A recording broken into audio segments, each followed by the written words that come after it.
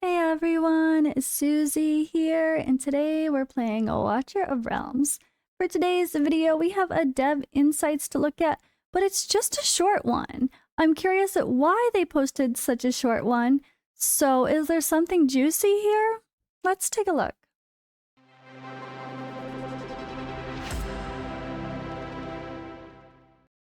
But first, bundles are back here with Smile One, a really great sponsor. And well, I use them pretty regularly myself, although I've been low to spend lately because real life otherwise has been expensive. But luckily, some of these packs actually aren't so bad. We have a 30 rare crystal bundle for less than 30 bucks. That's what you want to see. There's a great ancient summoning bundle here for 25 crystals for less than $90. A bit of a mixed bag here with some summoning bundles, which are okay value, but they could be a little bit better. But we love the ancient bonus bundle as well. This is 3 crystals, $9, which is awesome. Overall, one of the best values for buying ancients, especially if you're a low or mid spender and you want to spend wisely. So make sure you come and check out these summoning bundles if you're considering spending it all for the weekend to come and summoning. And even if you're not going to use it now, remember, you could always take advantage of the special bonuses happening and purchase in the future.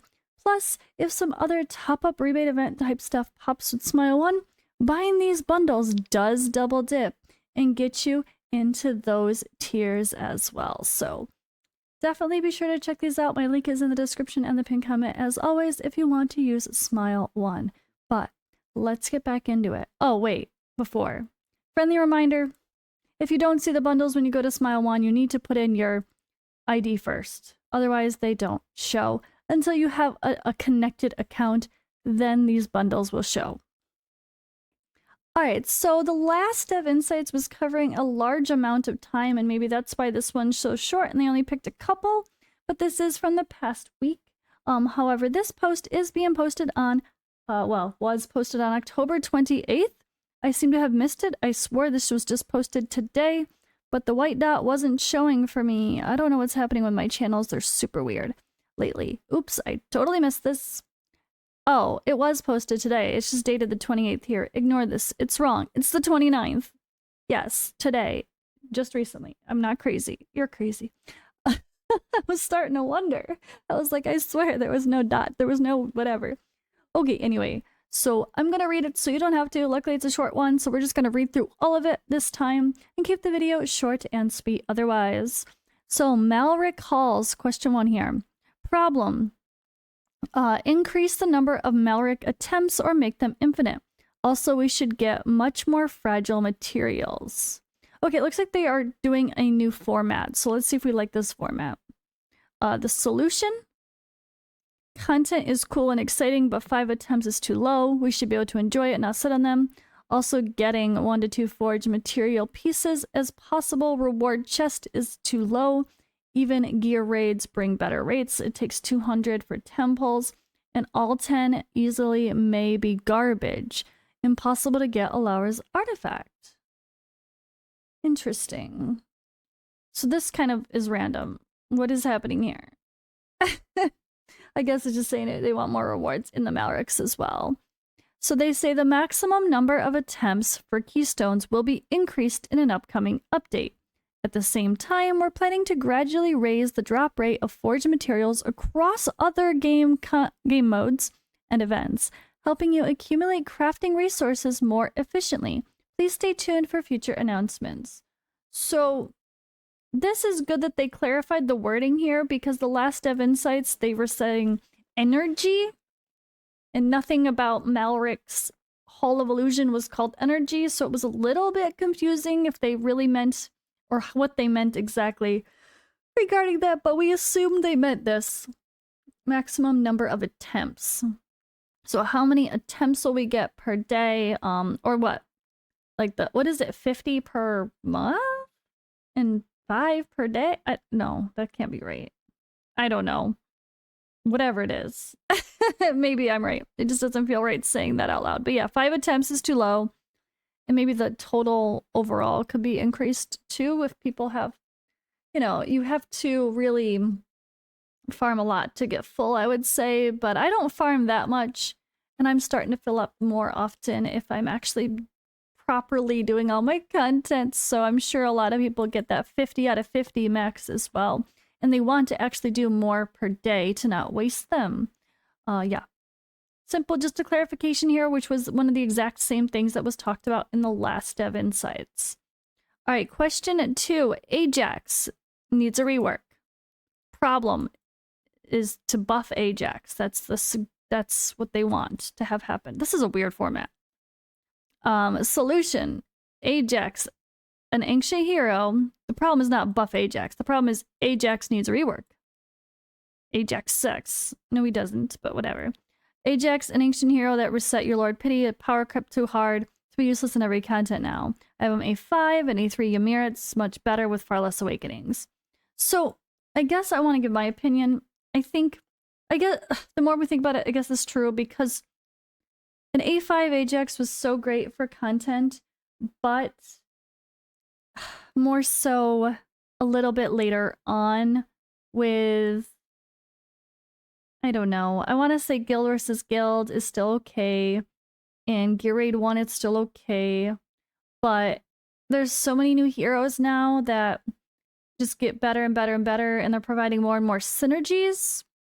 So like a cultist AoE focused team is just so much better than throwing a random Ajax in there. And then yeah, Ymir is so much stronger. So I could see that. Maybe he just needs a little something something to make him blend with some other heroes for better synergy. But he's still a great option when you need an AoE damage dealer. I mean, maybe he's not the meta in Guild War, but he can at least match up with whoever you need him and be your magic damage dealer who can provide plenty of great damage. It's just, unfortunately, there's so many other heroes now, or fortunately, depending on how you want to look at it, like Valara that just dominate or whatever. So I can see not many people using him anymore, and that's fair enough. But let's see the replies. So thank you for sharing your thoughts. Ajax balance adjustments have already been included in our upcoming development plans. We are currently evaluating his skill mechanics and performance in practical battles. Details about his improvements will be announced in a future update. So Ajax buff, Ajax, I should say probably, but Ajax buff is going to happen at some point, or at least a balance. Oh, he says improvements. So balance adjustments and then his improvements. So certainly sounds like a buff to me. I don't think there'd be any reason to nerf anything. That's for sure. But good to know he's on the list. In case you guys have your poor friendly dragon just sitting there waiting for you. Well, the rider and his dragon sitting there waiting for you. All right, question 3. Drums of War and Thunderbrand. There's loads going on in the in-game fights, but some visual aids are very helpful, like Nerissa and Ingrid's orbs and the visual buff counter we get on their interface. It'd be good to have something similar with Raizan.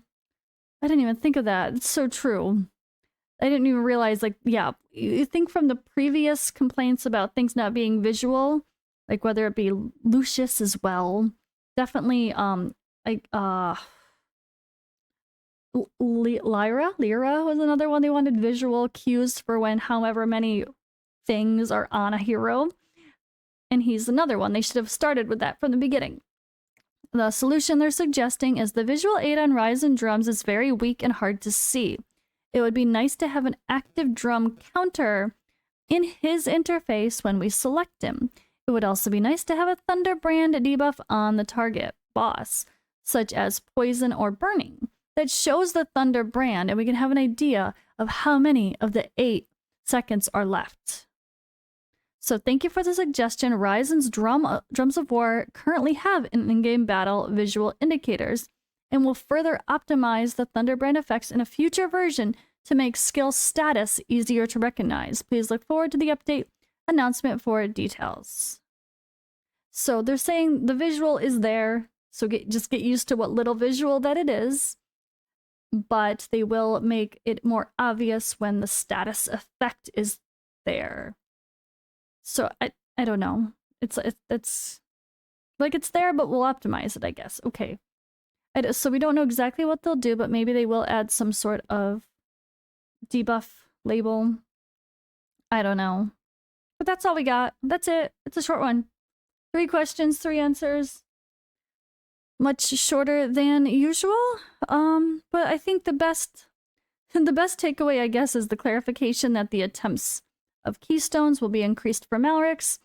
Ajax is getting a buff and some adjustment to Raizan's visuals of Thunderbrand will be clearer. I guess that's it. I could have said that in 1 minute and closed this video, apparently. But that's fine. We had to read through and check it out together. Thank you guys for watching, and I will see you in the next one.